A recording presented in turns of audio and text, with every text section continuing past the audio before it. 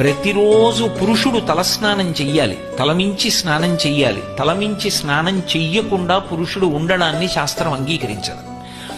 ఎప్పుడు అంగీకరిస్తుంది అంటే ఏదైనా అనారోగ్యము చేత గ్రసింపబడితే, ఆయన బాధపడుతుంటే, శరీరము జ్వరపీడితమయ్యుంటే కంఠగత స్నానం. ఇక్కడి నుంచి స్నానం ఎప్పుడు అంటే ఒక్క ఆరోగ్యం బాగుండకపోతేనే. అది కూడా చెయ్యడానికి అంగీకరించకపోతే వైద్యుడు అలా కూడా స్నానం చేయకూడదు అంటే కటి ప్రాంతం నుంచి అంటే నడుం దగ్గర నుంచి స్నానం చెయ్యాలి. అది కూడా కుదరదు అంటే కాళ్ళు కడుక్కోవాలి. అది కూడా కుదరదు అంటే అప్పుడు విభూతి చల్లుకోవాలి. అది కూడా కుదరదు అంటే నారాయణ నామస్మరణం చెయ్యాలి. అథవా గోవిందా గోవిందా గోవింద అపవిత్ర పవిత్రోవా సర్వావస్థాంగతోపివా యస్మరేత్ పుండరీకాక్షం సబాహ్య